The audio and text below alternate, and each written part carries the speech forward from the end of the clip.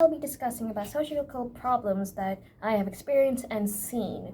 So one of the problem I have seen is high cost of living. High cost of living is the amount of money needed to cover basic housing like food, housing taxes, and healthcare. But it is an unusual high amount of money, making it due in certain places or time. I have experienced it firsthand due to me helping my parents in during our many trips to the grocery store. But one of the things we often buy is chicken. The high price of chicken has become high, and we were having to find different ways to save amount of money.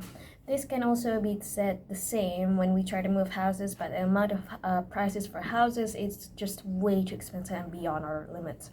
And it can also be said the same for cost of gas for our car. That's getting higher than the years before. One of the main problem of this actually is because of overpopulation. Overpopulation is one of the causes because of the amount of people that live in certain places is higher than the amount of food, shelter, and resources that can actually help them in their lives. This can also the reason why all of them are food, shelter, and everything like that has been extremely scarce, making it unable to meet high demand for the people that need it for their daily lives. So it can also be secondly be said by the inflation rate getting increasingly higher and higher, causing the prices to be higher and more expensive for the consumer to buy. And this can, and also due to tariffs from such a country or countries in our government, it can also be the reason why we having more prices in certain products that we want to buy, making consumers being unable to buy their normal go-to products due to budget constraint, and be more mindful of what they spend their money on.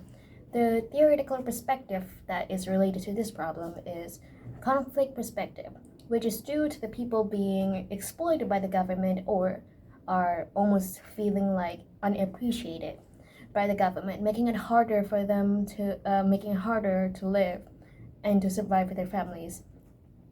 This can also be said especially in middle classes and lower classes.